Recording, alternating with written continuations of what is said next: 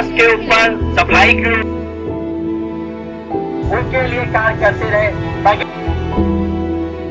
जो आरक्षण ओबीसी का सुमन अर्पित करता हूँ।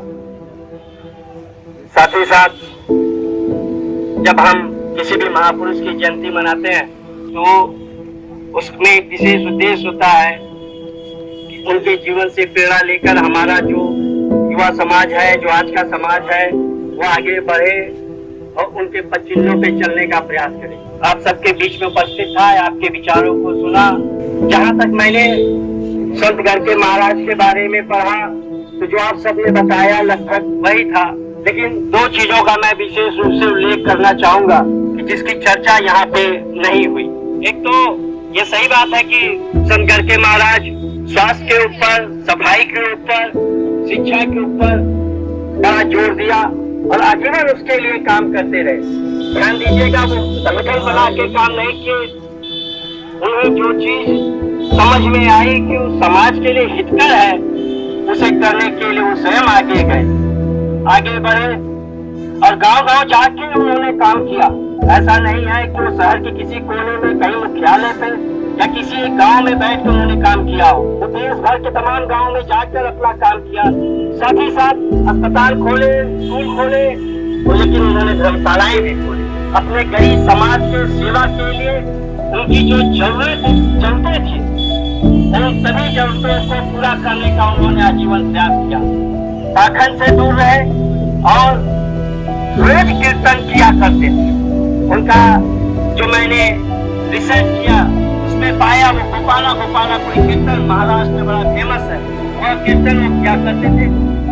और जिस समय उनका देहांत हुआ उस समय भी वो वही कीर्तन सुनते थे। मेरा कहने का उद्देश्य बस इतना है कि जब हम जानेंगे, जब आज की पीढ़ी जानेगी संत गरके महाराज 1876 में जो पैदा हुए, मतलब लगभग 1976 में मैं पैदा हुआ, मेरे पैदा होने से 100 साल पहले जो स्थिति रही होगी, जो सामाजिक संरचना रही होगी, बहुत विषम परिस्थिति थी, बहुत कठिन समय था। उसमें भी वो गरीबों, दलितों, पिछड़ों, जो 85% आबादी है, जो मूल निवासी था इस देश का, उनके लिए कार्य करते रहे बगैर किसी डर के, बगैर किसी भय। हम बात तो करते हैं कि हमें संगठित बनने की जरूरत है। समस्या इस बात की हम लोग वैचारिक रूप से संगठित नहीं हो पाते। आज इस देश की जो इस समय की आवश्यकता है वो हमें सामाजिक जो हमारी जरूरतें हैं, उन राजनीतिक जरूरतों को पूरा करने के लिए हमें वैचारिक रूप से एकजुट होने के, संगठित होने की आवश्यकता है। क्योंकि हमारा दुश्मन एक वो नफरत फैलाने वाला है, वो हमें और आपको बांटने वाला है। अभी हमसे पूर्व जो बच्चा करते उन्होंने कहा कि हम मजबूत थे तो हम कमजोर कैसे हुए। तो मैं कहना चाहूंगा कि बाबा साहेब के संविधान में जो आरक्षण दिया था, जो एक समता मूलक समाज की स्थापना के लिए, ओबीसी और एसटी/एससी के लिए एक संवैधानिक अधिकार था, हथियार था, उसका हम सही ढंग से इस्तेमाल नहीं करते। उस हथियार के बलबूते जो लोग IAS और PCS बने, उन्होंने कभी इस नौजवान पीढ़ी को, जो आज की पीढ़ी है, उसको ये बताने का प्रयास नहीं किया कि आरक्षण की देन है तब मैं आज IAS बना। वो कहते रहे कि मैं अपनी क्षमता से बना, मैं अपनी मेहनत से बना। अरे भाई, तुम्हारे पूर्वजों का भी DNA तो वही है, उनके अंदर भी क्षमताएं थी, बस दिक्कत थी कि उनके पास आरक्षण का हथियार नहीं था। आप हमको बताओ, हमें जातियों में बांटा गया, कोई गलत नहीं है। दुनिया की हर सभ्यताओं में, हर धर्म में जात की व्यवस्था है, लेकिन हमारे यहाँ जो जात के नाम पे भेदभाव हुआ वो गलत है। वो यहाँ छोड़ के किसी और जगह जात के नाम पे भेदभाव नहीं है। ये जो जात का भेदभाव था, इसके कारण बाबा साहब ने हमें और आपको आरक्षण का अधिकार दिया। लेकिन जो आरक्षण का अधिकार सामाजिक अधिकार था, सामाजिक आधार पे बनाया गया था। ये नफरत फैलाने वालों ने उसे आर्थिक आधार पे बनाने का प्रयास किया। उन्होंने नफरत तो सामाजिक आधार पे किया था, जाति के आधार पे किया था, लेकिन जब आरक्षण देने की बात हुई तो इन्होंने कहा कि हम आर्थिक आधार पे आरक्षण देंगे। जो आरक्षण ओबीसी और एसटी/एससी को मिलता था, वो आरक्षण भीख हो गई। उस आरक्षण को ये भीख का दर्जा देते थे, लेकिन जब EWS मिलने लगा तो वही आरक्षण को 700 रुपए चुपचाप ग्रहण करते रह गए। आप बताओ, आज अगर लाइट सर्विस होती है तो हमारे नौजवानों को आरक्षण देने में तुम्हें क्या तकलीफ है? आज हमारे समाजवादी पार्टी के राष्ट्रीय अध्यक्ष माननीय अखिलेश यादव जी जाति जनगणना की बात करते हैं तो आप जो नहीं समझ पाते हो, इस सरकार में, इस देश में अगर पशुओं के लिए भी कोई योजना बनानी होती है तो उनकी गिनती की जाती है। हमारा यही मानना है कि हमारी सबकी आबादी की गिनती हो और हमारे जो संसाधन है उन्हें समान रूप में सबको बांटा जाए।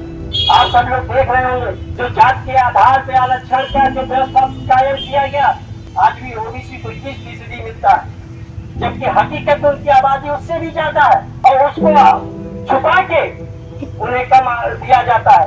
तमाम सरकारी नौकरी में टीचर की भर्ती हो रही थी, जब सिपाही की भर्ती हुई, अभी जब कुछ दिन पहले ये नगर पालिका के चुनाव, नगर निकाय के चुनाव होने जा रहे थे, अखिल कोर्ट ने कहा कि भाजपा की जो सरकार है ये पिछड़ों और दलितों के आरक्षण को खा रही है। आज हमें जरूरत है, जितने भी प्रत्याशी हैं, हमें अपने मुद्दे को समझने की जरूरत है। हमें एकजुट होकर बाबा साहब के सपने का समाजवादी भारत बनाना होगा, जहाँ सबको सम्मान मिलेगा, सबको अधिकार मिले और सबको उनका हक मिले। जो संसाधन है इस देश का, उसमें सबका अधिकार है। जब निजीकरण इस देश का किया जा रहा है तब भी कुछ चुनिंदा लोगों को इसका फायदा मिल रहा है। हमें और आपको जो बाबा साहब ने संविधान बनाया, उस संविधान को कंट्रोल करने के लिए सरकार बुलडोजर वाली न्याय की व्यवस्था लाई।